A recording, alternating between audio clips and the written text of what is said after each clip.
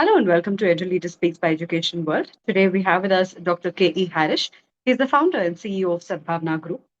Dr. Harish is an educator and change maker with over 2 decades of experience in school management and leadership. A Harvard certified professional with a doctorate in political science, M.Phil in education, and an MBA in HR, he's played key roles across leading institutions in India and abroad. He is the CEO of Sadhbhavana Group, which runs Sadhbhavana World School as well, and also leads multiple education and research initiatives, including some in the UAE and many with the government of Kerala. He is also a recipient of several national accolades, including the Edupreneur Award and the Edu Leader of the Year. Welcome, Dr. Harish.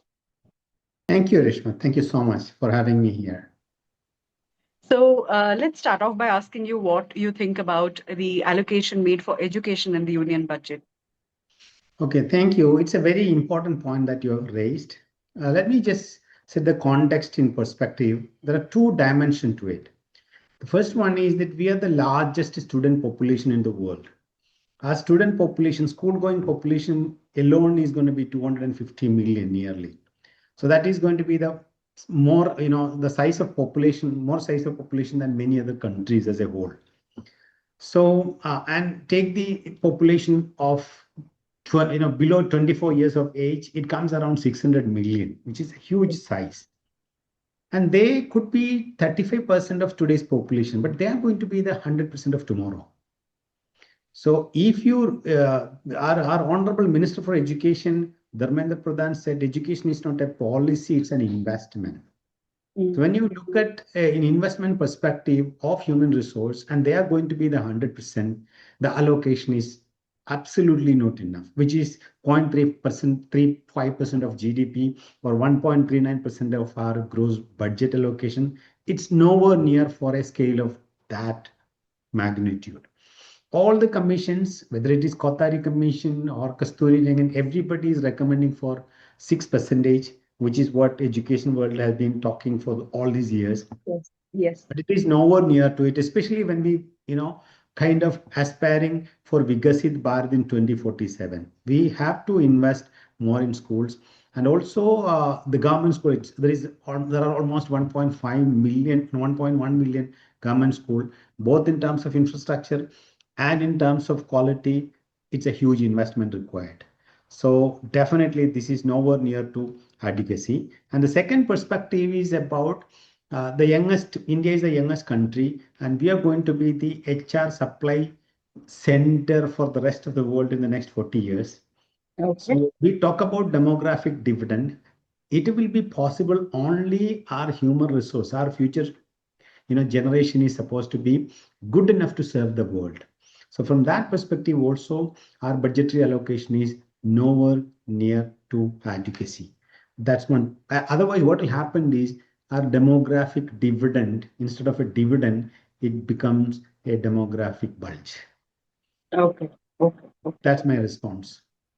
Okay. Okay.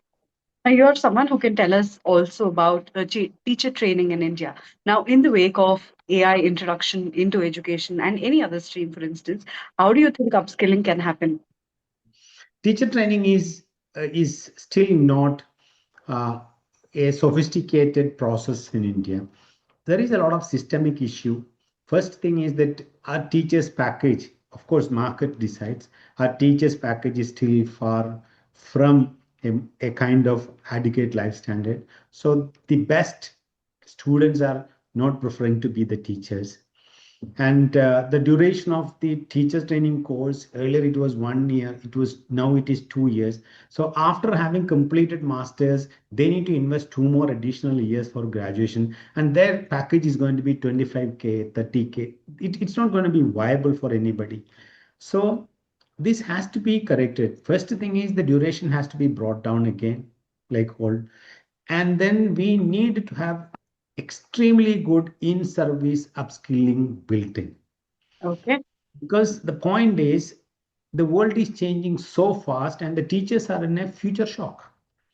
They are not able to comprehend the speed, and they are not able to put up with the ability of a child in terms of compatibility, in terms of, driving them. So future methodology is going to be co-learning. It's not going to be facilitation anymore. So definitely there should be a very structured in-service training program built into it. And I strongly stand that be it, you don't need to be theoretically making a teacher by spending 2 years in the classroom.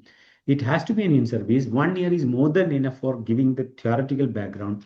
And the next 1 year is supposed to be in-service training is what might take if we are looking out for upskilling. And all the more, the technology is going to give you a very personalized space like Gurukula.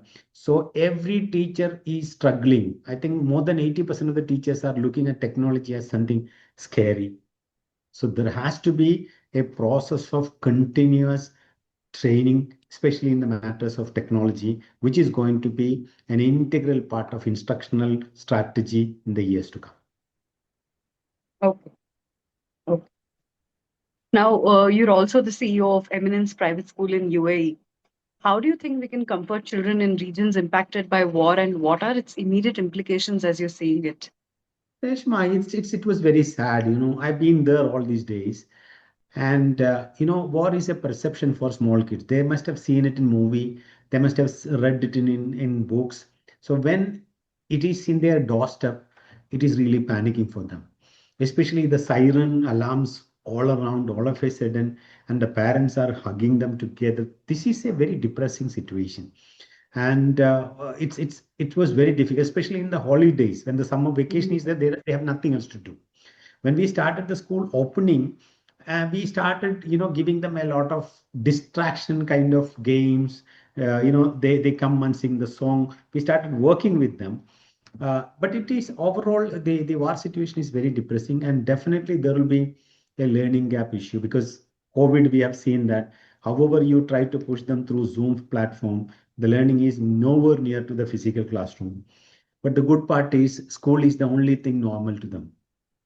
Oh, But I have recently read a story of a teacher in Palestine, and he said everywhere there is bombarding, but the online school was the only 1 hour which is normal to them. oh, So oh, similarly, when the war situation was happening, they come online, they talk each other. This was the consolatory space for them. So that's what, but I think, now things are much more better and students started kind of, coming out of it. The learning gap issue, we may have to come up with an additional strategy, no doubt about it. okay, okay. You're also someone who's, deeply involved in early childhood education. So if you can give us three policy recommendations to suggest streamlining of ECE in India. Well, we have been EC have been trying to bring attention to the government for decades to align the early childhood education along with the mainstream curriculum. And finally, it became a part of the mainstream curriculum due to, because of the NEP. Of Yes. course, it's a great initiative, but the scale is so vast. We have got around 1.5 million schools, out of which 1.1 government schools doesn't have the facility of nursery school. So in terms of infrastructure, there is a huge fund required because no government school has got a facility for nursery. And what do we have is around 14 lakhs Anganwadis. And these Okay. Anganwadis are conceived basically as a supplementary feeding point. So there is no learning happening. So the first thing what I would suggest is that we have to, redefine the space of Anganwadi. We need to invest on Anganwadi. And if the government doesn't have fund, we should look out for CSR fund and we should bring in the facility of the Anganwadi. And second thing, Anganwadi teachers should be given adequate training to be an ECE teacher, Okay. because the whole point is that is the primary foundation years where all the foundations are laid on. So first one is look out for corporate social CSR fund. Second is upskilling of the Anganwadis. Third one is bring in some norms for the privately owned nurseries, because there is no specific norms that this should be done and this shouldn't be done from the government side. ECA has a lot of documentation on it, but still nothing as such a government policy is going to be bringing in certain standardization in terms of quality. That's what my take is. Absolutely. You spoke about NEP 2020. So, in terms of its implementation, how do you think it can be improved? Well, Reshma, the same issue works in NEP because it's a futuristic document, it's a supervision, and it's going to be fun, having what we are looking out for NEP is a fundamental shift, at least in theory. So when you look back after 6 years, one thing is missing is the say clear timeline because it's very pretty slow and the world is moving very fast. Okay. So we need to have an announced timeline is the first point. And of course, the scale is the biggest issue. And all the government schools, are being a concurrent list. You won't be private schools, CBSE schools are very much aligned to it. But when it comes to the government school, which is the major chunk of it, is not aligned in its true spirit, which is explicitly visible in ACER report that the learning outcome remain the very same. There is not much of a bigger shift in finally the learning outcome. And NEP is also speaking about competency skill sets, which is going to be the key attribute of future employment. But with this kind of a thick content, we will not be able to teach them competencies and skills. It's Okay. high time that we should reduce the content thickness and we should give a lot of space for the school to come up with active involvement of the students so that they can build competencies, they can build skills. So with this kind of a thick content, teachers can't even turn left and right to get a free space.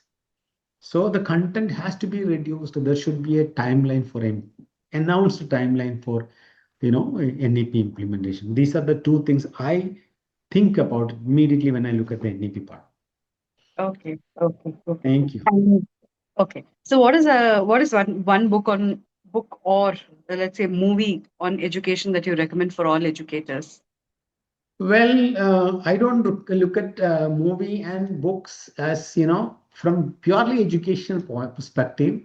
Okay. Recently, I've read a book called Anxious Generation. Okay. Okay. The book title is called Anxious Generation, written by one Jonathan, and it speaks about what happened after 2010 uh, in the mental health domain of teenagers. The day the smartphone and the social media joined hands together, how did it impacted the thought process of our youngsters? What is the rearrangement happen in the brain, in the our wiring system, and what are the solutions? It's an amazing book with Okay. practical tip that every school teacher should at least read, and try to get some insight of it. And when it Okay. comes to movie, I suggest every teacher to watch a movie called Cool Running. Okay, Cool Running. Okay. It's a very age-old movie. Okay. It, it's an amazing what should be the mindset of a teacher, what should be the mindset of a student. It's a very, very, humor movie, but every person, whenever I feel low, I watch it again and again. Okay. Okay. Sounds interesting. Yeah, it's worth All watching. right. Okay, Dr. Harish, this brings us to the end of the interview. Thank you so much for being with Education World. It was my pleasure to be here, Reshma. Thank you so much for Thank having you. me.